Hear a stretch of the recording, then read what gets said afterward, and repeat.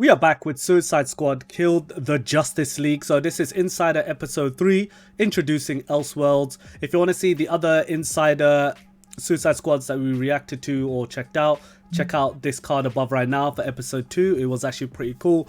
Game's coming out very soon. Loads of mixed reactions all over the place. You're either looking at this game is terrible, or actually this game is a lot of fun to play. So reviews are going to be very interesting when they drop. I hope to check it out as well around launch time too. Let's check out episode 3, see what else they're going to get us excited about. Computer, activate the threat assessment matrix.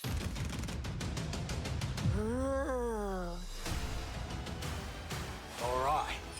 Toys. Woo! Oh, she got Wonder Woman's outfit. What are we waiting for? We can work with that. Hi, I'm Darius Sadigian, Studio Director at Rocksteady Studios. In our last episode, we talked about how Suicide Squad Kill the Justice League allows players to customize each character and their playstyle through story-driven mechanics. Yeah. Man, if you gave me 5 minutes in there, you'd have the world's authority on microtech and all my inventions. Aw, he's so sweet. He's not gonna make it. The Suicide Squad gave us the scope, the narrative, gameplay, and then the idea of being able to expand that, be able to take this further. It's going to feel completely fresh. Superman. In that spirit, we want to deliver totally new content at no cost for those who purchase Suicide Squad Kill the Justice League. We're back in business. All right, let's steal this shit. Today we'll discuss customization options that draw from the full spectrum of DC Comics. You'll see emotes, rival taunts, outfits, and more. We wanted to have a game that was very focused, but this time we really want to expand out with being able to dynamically That mouse mat is sick. Kinda want it. take on feedback and evolve the game over time. For the first time ever, we'll give you a preview of what's to come after the credits roll on our main story campaign. We Oh, always designed the game in a way that we really wanted it to be accessible for everyone. And for those players that want to delve even deeper into our gameplay and into our systems, it really is about delivering new places to explore, new worlds to be in, new stories, new characters, and creating unique ways for you to play. We're gonna give you the content you love. Speaking of, what are you doing, mate? I'm smiling. Let's dive into Suicide Squad Insider Episode 3. I could see he was smiling, but he looked creepy nonetheless. Task Force X. From the onset, Suicide Squad, being a squad, felt like the right fit for the kind of game that we wanted to make. You get to play with friends, you get to play on your own, but while you are playing on your own, you're playing with the squad, always. Every aspect of our games, we always look at it through the lens of Rocksteady's treatment. And that just doesn't stop at gameplay, that doesn't stop at story. When we're looking at the social features that we've really introduced into Suicide Squad, it has Rocksteady's approach. What do we think players will have fun with? This game has the mechanics to play kind of socially competitively, like none of our games have previously, and it really fits the characters of the squad. With multiplayer, we're leaning into the competition within the squad to show off your skills, show off your mettle, be the best one. Oh, I'm a freaking superstar. The squad are Just working chopped together him in the under neck. duress.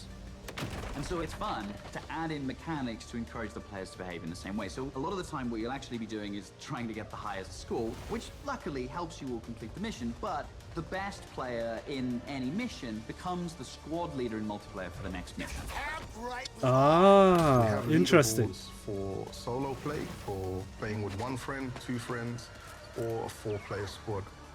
You're There is competing with everyone costumes. across the world. Cross-platform, it is the best of the best. think you're hot shit on toast, but you're cold fart on bread. Did you see that? Tell me you did. I was like, how do you like that? Precisely. Outstanding! There's some really fun incentives for playing together as well as playing competitively. You can use the equipment that other players have equipped on their characters in your squad with the AI playing as the characters. And those players whose bots you use get rewards for you using those bots. And that's a really fun feature that I think the players will be incentivized because they'll get something out of doing too. Farewell. We also have the rival taunt system, where on the leaderboards, if you pass your friends or anyone on your friends list who's also playing the game and you beat their score, well, next time they log in, they'll get this kind of funny quip just to show that, oh yeah, by the way, I beat you. Home run, baby. You boot up the game, you're logging in, and then all of a sudden on your screen you get Boomerang giving you the finger. I want it to be me giving my Fans are friends gonna the have a finger. great time with our remote system.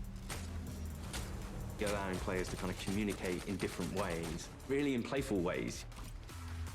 As Rocksteady, as creators, this was another opportunity for us to really engage with our characters, extend the narrative through the player's choices with a very cinematic eye. Through the game, I we offer really many like the costumes, customization man. Options and outfits through the player. You start off in the prison, you get your prison garbs, and then you evolve to the Task Force X outfits. Yeah, right. I was thinking something more fashion forward. The outfit customization in our game is vast, to say the least. That Deadshot With this Batman game, Rocksteady will costume deliver a was full sick. story-driven campaign to players, including more cinematics than any previous Arkham game. For players who survived the war against Brainiac's forces and want to keep the adventure going, Rocksteady is ready. We very much knew we had a story to tell initially, and then we wanted to carry on feeding into that, and then changing up the gameplay to have a game that was going to evolve through post-launch content. Suicide Squad Kill the Justice League is going to be one of the most generous, player-friendly, post-launch experiences available.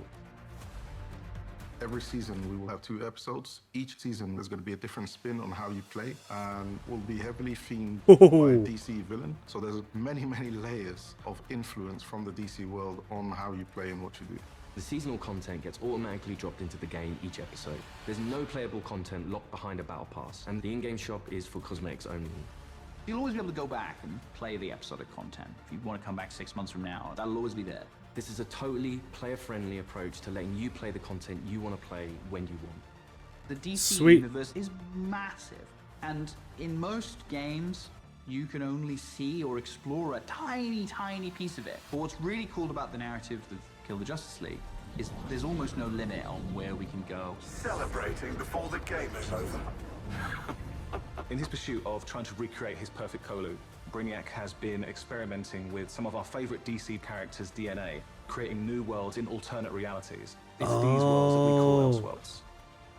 The Elseworlds, Brainiac is yes. a genius of 12th level intelligence, but he's also trying to rebuild this civilization that he misses and is lost, and there is nothing he won't do to get there. New Kolu will be reborn. He's building a model of the multiverse. It's all gathering data. I will unlock your full potential to serve me.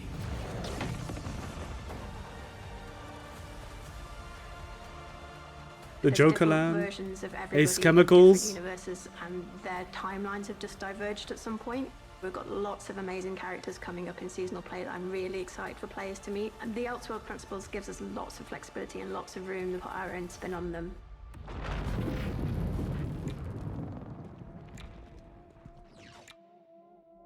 So we get to play with a bunch of cool shit from alternate universes, and then what? Retire?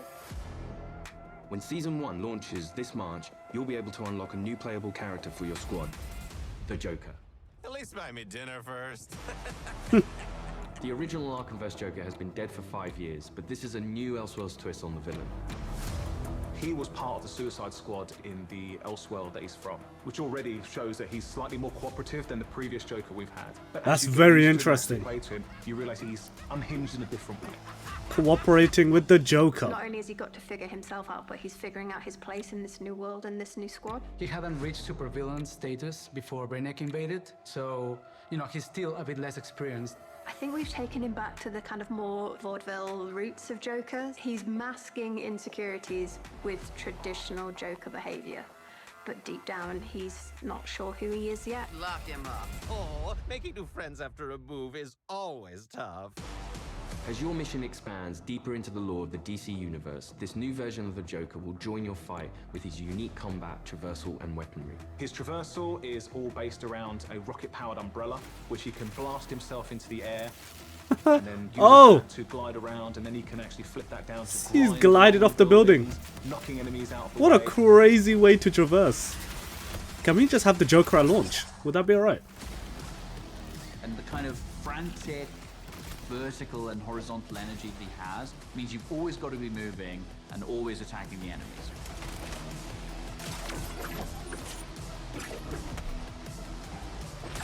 The Joker is only the first of the new squad recruits you could meet through the ongoing additions to our game. Over time, we can build up a library of characters that DC fans might not have expected to see in a video game, like a regular comic book release. I look forward to when the next issue's coming out, and in the same way, I hope people will look forward to the next episode from us. Whatever it is, I'm down. New environments, new characters, missions, challenges, gear, and more. All of this free content comes for players who own the game.